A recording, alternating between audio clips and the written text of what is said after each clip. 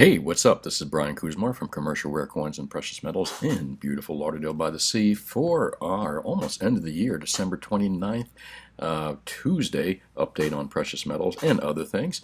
Lovely day out there, blue skies and some puffy white clouds out there, and it looks like some storms. It's always kind of stormy off the horizon here and lots of wind, so this is typical for our this time of year. Anyways, let's move along to the news last night. I mean, we were expecting a $600 check now. The futures hit new record high after House approves $2,000 stimulus checks. Wow, and the amount of pork in that bill. It surprises me. How can a country trillions of dollars in debt, give other countries billions of dollars? Where do they get the money? Well, I'll tell you where they get the money. It's called fiat money, and it's going to be the topic of our show again. This has been a topic of our show over and over and over. Fiat currencies, exactly what they are and exactly what they do. They cause hyperinflation, they cause inflation, they're backed by nothing, and again, I hate to bring up cryptocurrencies again, but cryptocurrencies are just fiat currencies as well. So obviously I'm going to bring them up. So let's see, the House approves a $2,000 stimulus check, but basically what they approved is an additional, I think that wasn't on the bill for the 600, they approved an additional bill to make it 2,000 instead of 600. But that's going to get killed in the Senate, pretty sure of that. Actually, where there are probably a few fiscally responsible people still in the Senate, Rand Paul being one of those. I hope that guy runs for office one day. Love or hate him, but the guy is fiscally responsible for sure.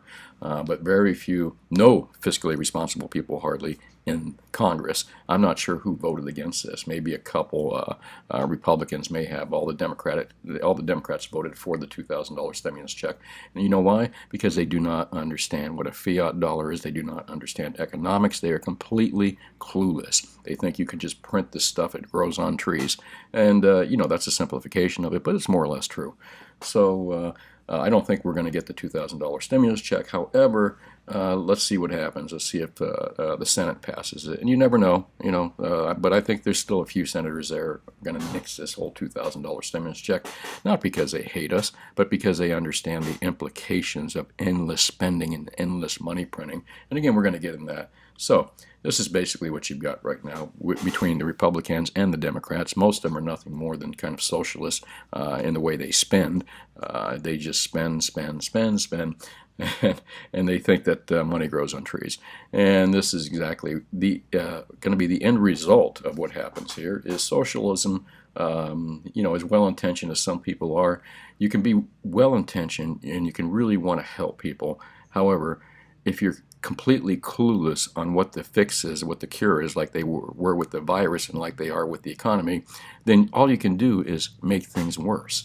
And that's true. So before you judge someone who implicitly trusts the government, walk a mile in their shoes. And this is absolutely true. There's so many people out there that trust government, trust officials, trust these politicians. And the fact is, folks, they are completely clueless in some areas.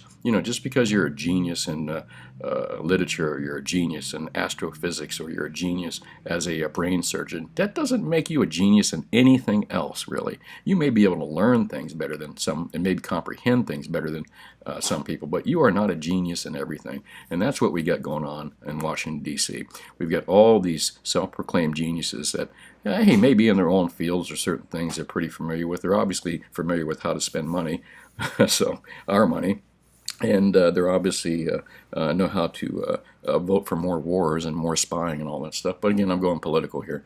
But for the people out there that do trust government, walk a mile in their shoes and you'll get a feeling for who they really are. So let's get along to what fiat currency is. First, I want to talk about something called Gresham's Law. Gresham's Law says that bad money drives out good money. And in a nutshell, if coins containing, this is the easiest way to understand it, if coins containing metals of different value have the same value as legal tender, the coin composed of the cheaper metal will be used for payment, while those made of more expensive metal will be hoarded or exported and thus tend to disappear from circulation. And more or less it's saying that if you have a quarter made today from 19, boy, I'm behind a little bit here, from 2019, you have has any precious metals, no silver, and you have a quarter made in 1964 that has silver in it, people are going to hoard that silver quarter. They're not going to hoard the quarter that has no silver in it whatsoever. And basically what that means is that the bad money will drive out the good money. So people will spend the crap money to buy good things, like good money. And what is good money? Well, anyway, we'll get to that in a second. Let's look at Gresham's Law real quick here. I like Investopedia, this website right here. I've been avoiding using Wiki because they change around too much and they're too politically inclined to move things around and change things. So I'm kind of liking this as far as economics go, or dictionary for economics. Investopedia, to take a look at it yourself. But anyway, Gresham's Law. What is Gresham's Law? Gresham's Law is a monetary principle stating that bad money drives out good. It is primarily used for considered application in currency markets. Gresham's Law was originally based on the composition of minted coins and the value of precious metals used in them.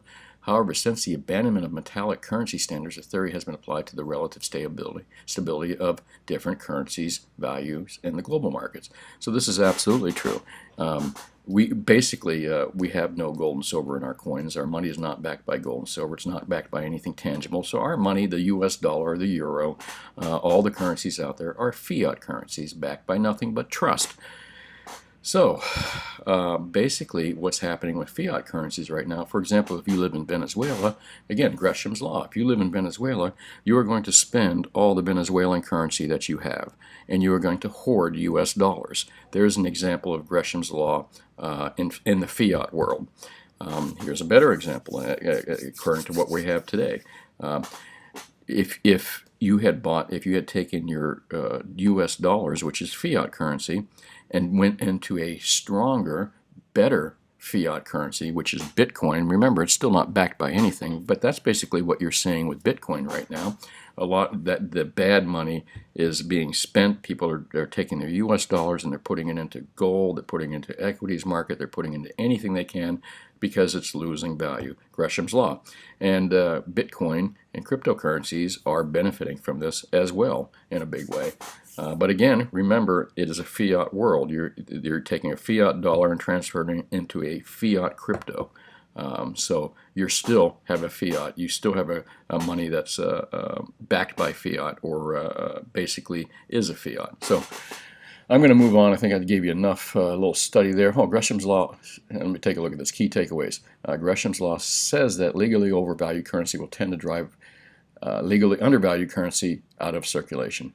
Gresham's Law originated as an observation of the effect of metallic currency debasement. And this is a pure form of fiat. This is when we went from gold and silver coins that had an intrinsic tangible value to a piece of paper that has no value. And again, that's what cryptocurrencies are. They are backed by nothing. There's no tangible backing by it whatsoever.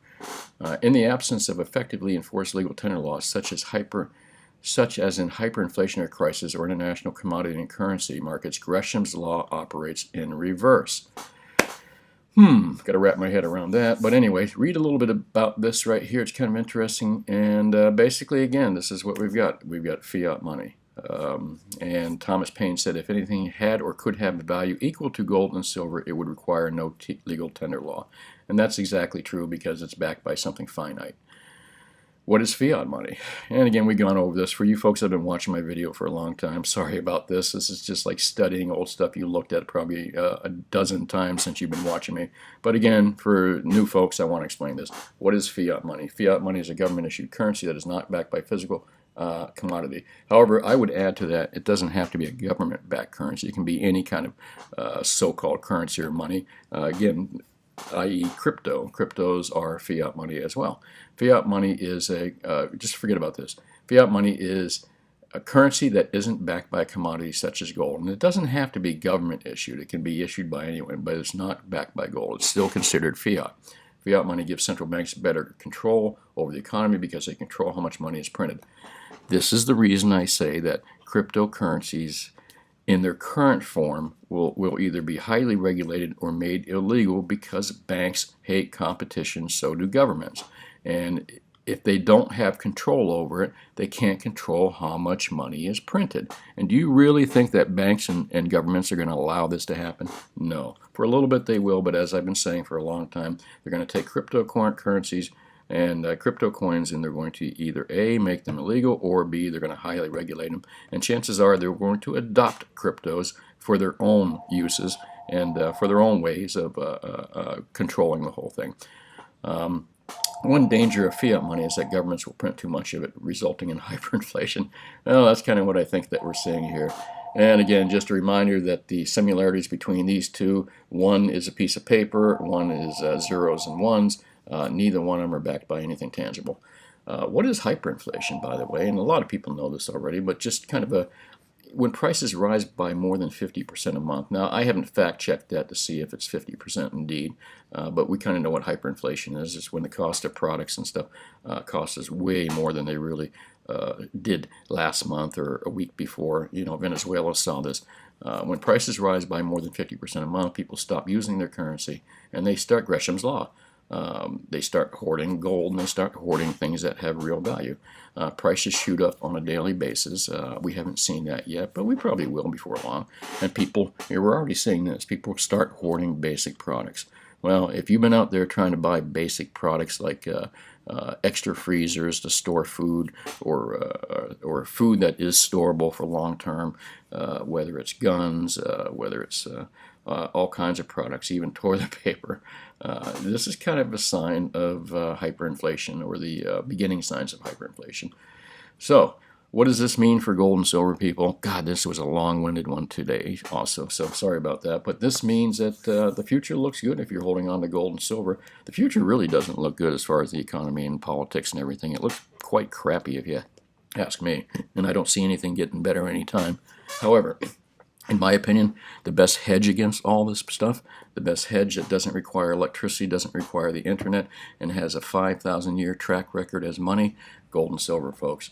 And I think we're going to see metals prices take off here before long, once people realize what a fiat currency really is and what hyperinflation is. And my opinion, what we're seeing here this week with precious metals, we didn't see the monkey hammering yet, although we did see Sunday night, we opened up almost close to that $1,900 mark with gold, and silver was like $26.71. However, throughout the day yesterday, it did get kind of hammered down a little bit. Although, again, we're not seeing big dips in the metal prices right now. We're not seeing that seasonal high and that seasonal up prices that we would typically see. So there's some mixed reactions. But don't forget, we still got tomorrow, we still got Thursday. So there's still a chance that you'll see some monkey hammering in precious metals, driving it down temporarily, real quickly, only to be to go back up in the beginning of the new year, in my opinion. So what does this mean? This means that if it does get monkey hammering, it does get driven down, and slow holiday trading on Thursday, it provides a good opportunity to buy. But the downside is I won't be open on Thursday. So anyways, buy the dips when you can. Right now, I think the markets are kind of steady from what we're seeing, and let's take a look at them. I'm going to refresh this page real quick here. And there we go. What do we got here? 1876, kind of down from where it was yesterday. Silver's down as well. So, we're not seeing any major monkey hammering, but it is down a little bit. The seasonal trend upward that we looked at, that little map we looked at the other day that showed that since 1999, Christmas holidays and the New Year holidays have been very good to gold and silver. Well, it doesn't look like it's going to be very good, but it's not going to be bad either. Typically, like I said, during holidays, these things get slammed, but they go up real quickly. So a good buying opportunity, I think, at 1870s. I love this level. $26 silver is still cheap in my opinion, and $1,043 platinum is still cheap. So if you're waiting till Thursday for a dip that may or may not happen, don't worry about it. Anything below, in my opinion, below 2,000 in gold and below $30 in silver. This is on, for this year, I think is really, really cheap. I think one day you're going to say, God, I wish I bought it at that $30 mark. And again, it's cheaper than that right now. And you'll say the same thing, God, I wish I bought gold when it was below 2,000. And a lot of you that are listening already have, so good on you. Anyways, this is Brian Kuzmar with Commercial Rare Coins and Precious Metals in beautiful Lauderdale by the Sea. Call me anytime at 954-493-8811 for live gold quotes and silver quotes. Best deals out there are still per rands, and the best deal out there for silver is still 90% constitutional U.S. silver coins. And that's really about it. Hey, have yourself a wonderful day. Got any questions, feel free to give me a call anytime between 10 and 4, Mondays through Fridays, like I said. However, I do want to say we will be closed this Thursday and Friday. Hey, thanks for watching. If anything exciting happens today, I'll do a second video. If not, I'll talk to you tomorrow.